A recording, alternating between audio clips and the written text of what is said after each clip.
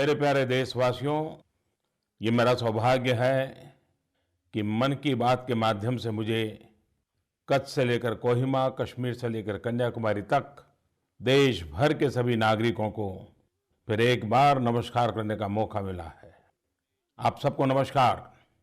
हमारे देश की विशालता और विविधता, इसको याद करना, इसको नमन करना हर भारतीय को गर्व से भर देता है और इस विविधता के अनुभव का अवसर तो हमेशा ही अभिभूत कर देने वाला, आनंद से भर देने वाला, एक प्रकार से प्रेरणा का पुष्प होता है। कुछ दिनों पहले मैंने दिल्ली के हुनर हाट में एक छोटी सी जगह में हमारे देश की विशालता, संस्कृति, परंपराओं, खान पान और जज्बातों की विविधताओं के दर्शन किए।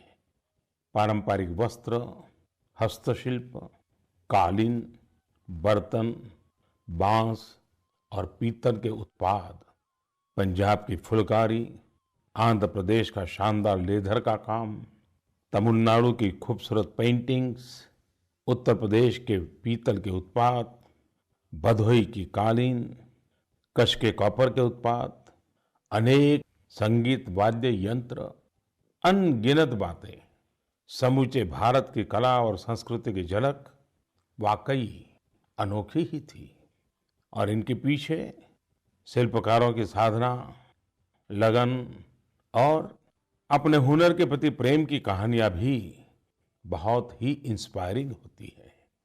हुनर हाट में एक दिव्यांग महिला की बातें सुनकर बड़ा संतोष हुआ। उन्होंने मुझे बताया कि पहले वो फुटपाथ पर अपनी पेंटिंग्स बेचती थी, लेकिन हुनर हाट से जुड़ने के बाद उनका जीवन बदल गया। आज वो न केवल आत्मनिर्भर है, बल्कि उन्होंने खुद का एक घर भी खरीद लिया है। हुनर हाट में मुझे कई और शिल्पकारों से मिलने और उनसे बातचीत करने का अवसर भी मिला। मुझे बताया गया है कि हुनर हाट में भाग लेने वाले कारीगरों में 50% से अधिक महिलाएं हैं और पिछले 3 वर्षों में हुनर हाट के माध्यम से लगभग 3 लाख कारीगरों, शिल्पकारों को रोजगार के अनेक अवसर मिले हैं। हुनर हाट कला के प्रदर्शन के लिए एक मंच तो है ही, साथ ही साथ यह लोगों के सपनों को भी पंख दे रहा है।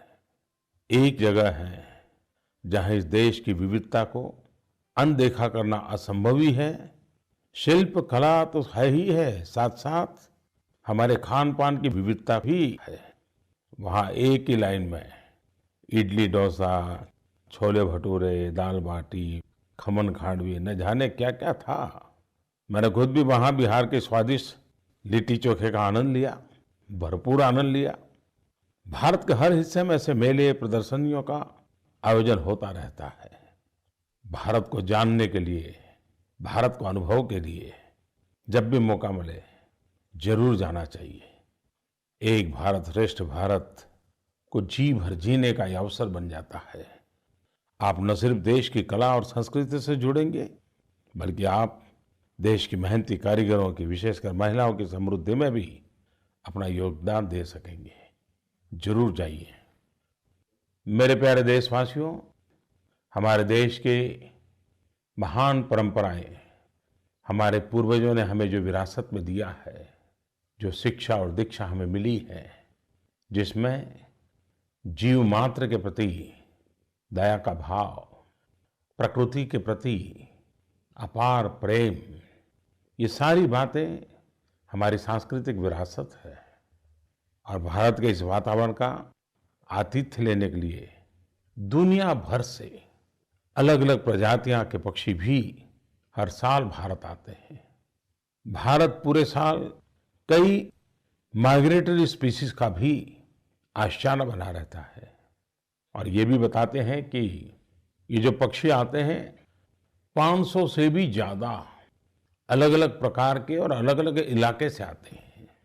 पिछले दिनों गांधीनगर में COP13 कन्वेंशन, जिसमें इस विषय पर काफी चिंतन हुआ, मनन हुआ, मंथन भी हुआ और भारत के प्रयासों की काफी सराहना भी हुई। साथियों, ये हमारे लिए गर्व की बात है कि आने वाले 3 वर्षों तक भारत माइग्रेटरी स्पीशीज पर होने वाले कॉप कन्वेंशन की अध्यक्षता करेगा। इस अवसर को कैसे उपयोगी बनाएं, इसके लिए आप अपने सुझाव जरूर भेजें। कॉप कन्वेंशन पर हो रही इस चर्चा के बीच मेरा ध्यान मेघालय से जुड़ी एक अहम जानकारी पर भी गया। हाल ही में बायोलॉजिस्ट ने मछली की एक ऐसी नई प्रजाति की खोज की है जो केवल मेघालय में गुफाओं के अंदर पाई जाती है। माना जा रहा है कि यह मछली गुफाओं में जमीन के अंदर रहने वाले जल जीवों की प्रजातियों में से सबसे बड़ी है। यह मछली ऐसी गहरी और अंधेरी अंडरग्राउंड केव्स में रहती है जहां रोशनी भी शायद ही पहुंच पाती है। वैज्ञानिक भी इस बात से आश्चर्यचकित है कि इतनी बड़ी मछली इतनी गहरी गुफाओं में कैसे जीवित रहती है। यह एक सुखद बात है कि हमारा भारत और विशेष तौर पर मेघालय एक दुर्लभ प्रजाति का घर है। यह भारत की जैव विविधता को एक नया आयाम देने वाला है। हमारे आसपास ऐसे बहुत सारे अजूबे हैं जो अब भी अनडिस्कवर्ड है। इन अजूबों का पता लगाने के लिए खोजी जुनून जरूरी होता है। महान तमिल कवयित्री अव्वैयार ने लिखा है, कट्टत कैमणवु कल्लादरु उड़गड़वु कड्डत कैमन अड़व कल्लादत ओला अड़व। इसका अर्थ है कि हम जो जानते हैं वह महज एक मुट्ठी भर रेत है, लेकिन जो हम नहीं जानते हैं वह अपने आप में पूरे ब्रह्मांड के समान है। इस देश की विविधता के साथ भी ऐसा ही है, जितना जाने उतना कम है। हमारी बायोडायवर्सिटी भी पूरी मानवता के लिए अनोखा खजाना है, जिसे हमें संजोना है, संरक्षित रखना है और एक्सप्लोर भी करना है। मेरे प्यारे युवा साथियों, इन दिनों हमारे देश के बच्चों में, युवाओं में साइंस और टेक्नोलॉजी के प्रति रुचि लगातार बढ़ रही है। अंतरिक्ष में रिकॉर्ड सैटेलाइट का प्रक्षेपण, नए नए रिकॉर्ड, नए नए मिशन हर भारतीय को गर्व से भर देते हैं। जब मैं चंद्रयान-2 के समय बेंगलुरु में था तो मैंने देखा था कि वहां उपस्थित बच्चों का उत्साह देखते ही बनता था। नींद का नामो निशान नहीं था। एक प्रकार से पूरी रात वो जागते रहे। उनमें साइंस, टेक्नोलॉजी और इनोवेशन को लेकर जो उत्सुकता थी वो कभी हम भूल नहीं सकते हैं। बच्चों के, युवाओं के इसी उत्साह को बढ़ाने के लिए, उनमें साइंटिफिक टेम्पर को बढ़ाने के लिए एक और व्यवस्था शुरू हुई है। अब आप श्री हरिकोटा से होने वाली रॉकेट लॉन्चिंग को सामने बैठकर देख सकते हैं। हाल ही में इसे सबके लिए खोल दिया गया है। विजिटर गैलरी बनाई गई है जिसमें 10,000 लोगों के बैठने की व्यवस्था है। इसरो की वेबसाइट पर दिए गए लिंक के जरिए ऑनलाइन बुकिंग भी कर सकते हैं। मुझे बताया गया है कि कई स्कूल अपने विद्यार्थियों को रॉकेट लॉन्चिंग दिखाने और उन्हें मोटिवेट करने के लिए टूर पर भी ले जा रहे हैं। मैं सभी स्कूलों के प्रिंसिपल और शिक्षकों से आग्रह करूंगा कि आने वाले समय में वे इसका लाभ जरूर उठाएं। साथियों, मैं आपको एक और रोमांचक जानकारी देना चाहता हूं। मैंने नमो ऐप पर झारखंड के धनबाद के रहने वाले पारस का कमेंट पढ़ा। पारस चाहते हैं कि मैं इसरो के युविका प्रोग्राम के बारे में युवा साथियों को बताऊं। युवाओं को साइंस से जोड़ने के लिए युविका इसरो का एक बहुत ही सराहनीय प्रयास है। 2019 में यह कार्यक्रम स्कूली स्टूडेंट्स के लिए लॉन्च किया गया था। युविका का मतलब है युवा विज्ञानी कार्यक्रम। यह कार्यक्रम हमारे विजन जय जवान, जय किसान, जय विज्ञान, जय अनुसंधान के अनुरूप है। इस प्रोग्राम में अपने एग्जाम के बाद छुट्टियों में स्टूडेंट्स इसरो के अलग अलग सेंटर्स में जाकर स्पेस टेक्नोलॉजी, स्पेस साइंस और स्पेस एप्लीकेशंस के बारे में सीखते हैं। आपको यदि यह जानना है ट्रेनिंग कैसी है, किस प्रकार की है, कितनी रोमांचक है, पिछली बार जिन्होंने इसको अटेंड किया है उनके एक्सपीरियंस अवश्य पढ़ें। आपको खुद अटेंड करना है तो इसरो से जुड़ी युविका की वेबसाइट पर जाकर अपना रजिस्ट्रेशन भी करा सकते हैं। मेरे युवा साथियों, मैं आपके लिए बताता हूं वेबसाइट का नाम, लिख लीजिए और जरूर आज ही विजिट कीजिए www.yuvica.isro.gov.in। लिख लिया ना? मेरे प्यारे देशवासियों, 31 जनवरी 2020 को लद्दाख की खूबसूरत वादियां एक ऐतिहासिक घटना की गवाह बनी। लेह के कुशोक बकुला रिम्पोचे एयरपोर्ट से भारतीय वायुसेना के AN-32 विमान ने जब उड़ान भरी तो एक नया इतिहास बन गया। इस उड़ान में 10% इंडियन बायोजेट फ्यूल का मिश्रण किया गया था। ऐसा पहली बार हुआ जब दोनों इंजनों में इस मिश्रण का इस्तेमाल किया गया। यही नहीं, लेह के जिस हवाई अड्डे पर इस विमान ने उड़ान भरी, वह न केवल भारत में बल्कि दुनिया में सबसे ऊंचाई पर स्थित एयरपोर्ट में से एक है।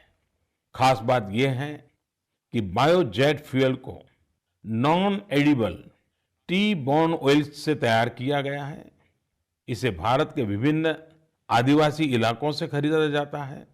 इन प्रयासों से न केवल कार्बन के उत्सर्जन में भी कमी आएगी, बल्कि कच्चे तेल के आयात पर भी भारत की निर्भरता कम हो सकती है।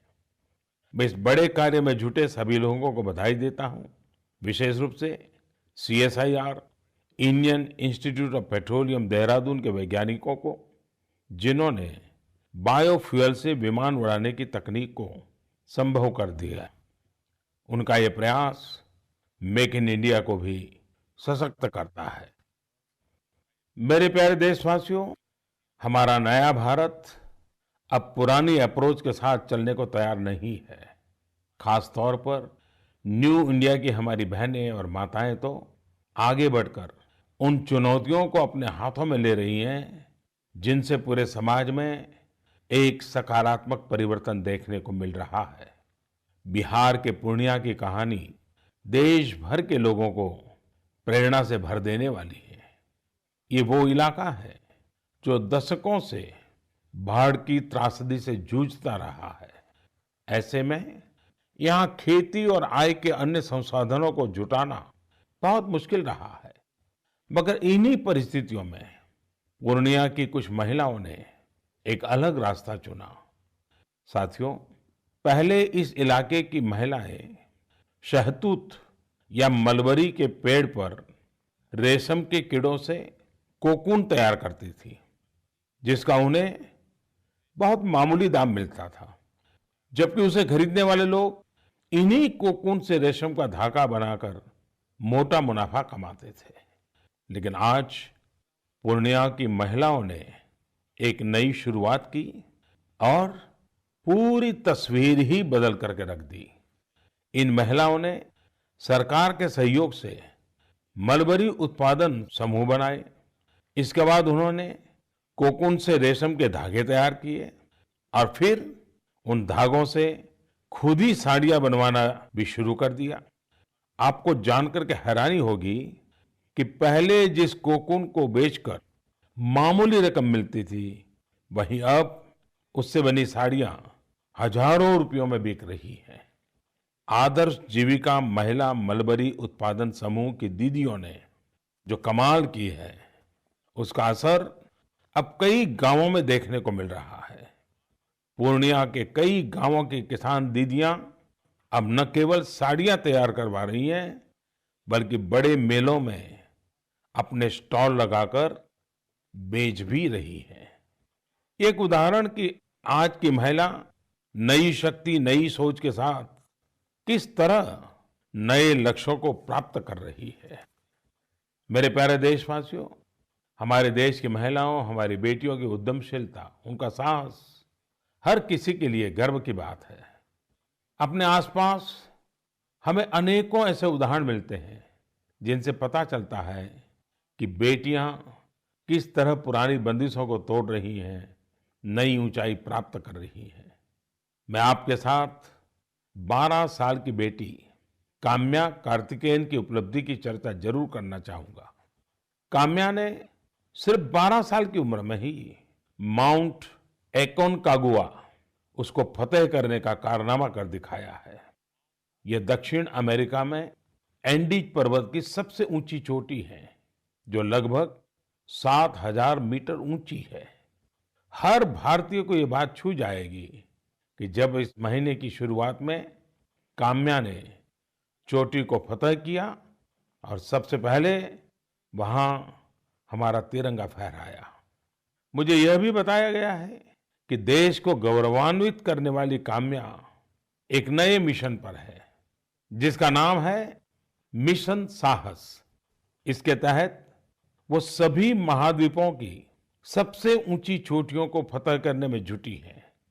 इस अभियान में उसे नॉर्थ और साउथ पोल्स पर स्की भी करना है। मैं काम्या को मिशन साहस के लिए अपनी शुभकामनाएं देता हूं। वैसे काम्या की उपलब्धि सभी को फिट रहने के लिए भी प्रेरित करती है। इतनी कम उम्र में काम्या जिस ऊंचाई पर पहुंची है, उसमें फिटनेस का भी बहुत बड़ा योगदान है। A nation that is fit will be a nation that is hit. यानी जो देश फिट है वह हमेशा हिट भी रहेगा। वैसे आने वाले महीनों तो एडवेंचर स्पोर्ट्स के लिए भी बहुत उपयुक्त है। भारत की जियोग्राफी ऐसी है जो हमारे देश में एडवेंचर स्पोर्ट्स के लिए ढेरों अवसर प्रदान करती है। एक तरफ जहां ऊंचे ऊंचे पहाड़ हैं, तो वहीं दूसरी तरफ दूर दूर तक फैला रेगिस्तान है। एक और जहां घने जंगलों का बसेरा है, तो वहीं दूसरी ओर समुद्र का असीम विस्तार है। इसलिए मेरा आप सबसे विशेष आग्रह है कि आप भी अपनी पसंद की जगह अपने रुचि की एक्टिविटी चुने और अपने जीवन को एडवेंचर के साथ जरूर जोड़ें। जिंदगी में एडवेंचर तो होना ही चाहिए ना। वैसे साथियों, 12 साल की बेटी काम्या की सफलता के बाद आप जब 105 वर्ष की भागीरथी अम्मा की सफलता की कहानी सुनेंगे तो और हैरान हो जाएंगे। साथियों, अगर हम जीवन में प्रगति करना चाहते हैं, विकास करना चाहते हैं, कुछ कर गुजरना चाहते हैं, तो पहली शर्त यही होती है कि हमारे भीतर का विद्यार्थी कभी मरना नहीं चाहिए। हमारी 105 वर्ष की भागीरथी अम्मा हमें यही प्रेरणा देती है। अब आप सोच रहे होंगे कि एक भागीरथी अम्मा कौन है? भागीरथी अम्मा केरल के कोल्लम में रहती है। बहुत बचपन में ही उन्होंने अपनी मां को खो दिया। छोटी उम्र में शादी के बाद पति को भी खो दिया। लेकिन भागीरथी अम्मा ने अपना हौसला नहीं खोया, अपना जज्बा नहीं खोया। 10 साल से कम उम्र में उन्हें अपना स्कूल छोड़ना पड़ा था। 105 साल की उम्र में उन्होंने फिर स्कूल शुरू किया, पढ़ाई शुरू की। इतनी उम्र होने के बावजूद भागीरथी अम्मा ने लेवल 4 की परीक्षा दी और बड़ी बेसब्री से रिजल्ट का इंतजार करने लगी। उन्होंने परीक्षा में 75% अंक प्राप्त किए। इतना ही नहीं, गणित में तो 100% अंक हासिल किए। अम्मा अब और आगे पढ़ना चाहती है, आगे की परीक्षाएं देना चाहती हैं। जाहिर है, भागीरथी अम्मा जैसे लोग इस देश की ताकत हैं, प्रेरणा की एक बहुत बड़ी स्रोत है। मैं आज विशेष रूप से भागीरथी अम्मा को प्रणाम करता हूं। साथियों, जीवन के विपरीत समय में हमारा हौसला, हमारी इच्छा शक्ति किसी भी परिस्थिति को बदल देती है। अभी हाल ही में मैंने मीडिया में एक ऐसी स्टोरी पढ़ी जिसे मैं आपसे जरूर शेयर करना चाहता हूँ। ये कहानी है मुरादाबाद के हमीरपुर गांव में रहने वाले सलमान की। सलमान जन्म से ही दिव्यांग है। उनके पैर उन्हें साथ नहीं देते हैं। इस कठिनाई के बावजूद भी उन्होंने हार नहीं मानी और खुद ही अपना काम शुरू करने का फैसला किया। साथ ही ये भी निश्चय किया कि अब वो अपने जैसे दिव्यांग साथियों की मदद भी करेंगे। फिर क्या था, सलमान ने अपने ही गांव में चप्पल और डिटर्जेंट बनाने का काम शुरू कर दिया। देखते ही देखते उनके साथ 30 दिव्यांग साथी जुड़ गए। आप ये भी गौर करिए कि सलमान को खुद चलने में दिक्कत थी, लेकिन उन्होंने दूसरों का चलना आसान करने वाली चप्पल बनाने का फैसला किया। खास बात यह है कि सलमान ने साथी दिव्यांगजनों को खुद ही ट्रेनिंग दी। अब ये सब मिलकर मैन्युफैक्चरिंग भी करते हैं और मार्केटिंग भी। अपनी मेहनत से इन लोगों ने न केवल अपने लिए रोजगार सुनिश्चित किया, बल्कि अपनी कंपनी को भी प्रॉफिट में पहुंचा दिया। अब ये लोग मिलकर दिन भर में 150 जोड़ी चप्पलें तैयार कर लेते हैं। इतना ही नहीं, सलमान ने इस साल 100 और दिव्यांगों को रोजगार देने का संकल्प भी लिया है। मैं इन सब के हौसले, उनके उद्यमशीलता को सैल्यूट करता हूं। ऐसी ही संकल्प शक्ति गुजरात के कच्छ इलाके में अजरक गांव के लोगों ने भी दिखाई है। साल 2001 में आए विनाशकारी भूकंप के बाद सभी लोग गांव छोड़ रहे थे। तभी इस्माइल खत्री नाम के शख्स ने गांव में ही रहकर अजरक प्रिंट की अपनी पारंपरिक कला को सहेजने का फैसला लिया। फिर क्या था, देखते ही देखते प्रकृति के रंगों से बनी अजरक कला हर किसी को लुभाने लगी और ये पूरा गांव हस्तशिल्प की अपनी पारंपरिक विधा से जुड़ गया।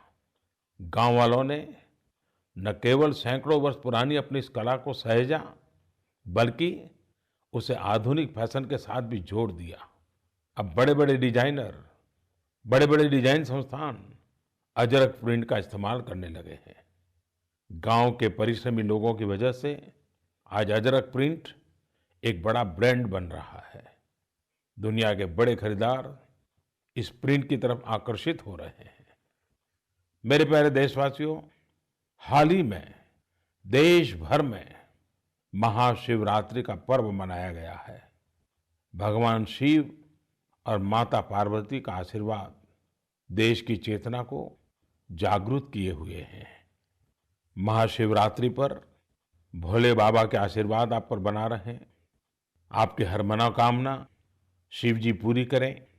आप ऊर्जावान रहें, स्वस्थ रहें, सुखी रहें और देश के प्रति अपने कर्तव्यों का पालन करते रहें। साथियों, महाशिवरात्रि के साथ ही वसंत ऋतु की आभा भी दिनों दिन अब और बढ़ती जाएगी। आने वाले दिनों में होली का भी त्योहार है। इसके तुरंत बाद गुड़ी पड़वा भी आने वाला है। नवरात्रि का पर्व भी के साथ जुड़ा हुआ होता है। रामनवमी का पर्व भी आएगा। पर्व और त्योहार हमारे देश में सामाजिक जीवन का अभिन्न हिस्सा रहे हैं। हर त्योहार के पीछे कोई न कोई ऐसा सामाजिक संदेश छिपा होता है जो समाज को ही नहीं, पूरे देश को एकता में बांध कर रखता है। होली के बाद चैत्र शुक्ल प्रतिपदा से भारतीय विक्रमी नववर्ष की शुरुआत भी होती है। उसके लिए भी भारतीय नववर्ष की भी मैं आपको अग्रिम शुभकामनाएं देता हूं। मेरे प्यारे देशवासियों, अगली मन की बात तक तो मुझे लगता है कि शायद विद्यार्थी परीक्षा में व्यस्त होंगे। जिनकी परीक्षा पूरी हो गई होगी वो मस्त होंगे। जो व्यस्त हैं, जो मस्त हैं, उनको भी अनेक अनेक शुभकामनाएं देते हुए आइए अगली मन की बात के लिए अनेक नई बातों को लेकर के फिर से मिलेंगे। बहुत बहुत धन्यवाद। नमस्कार।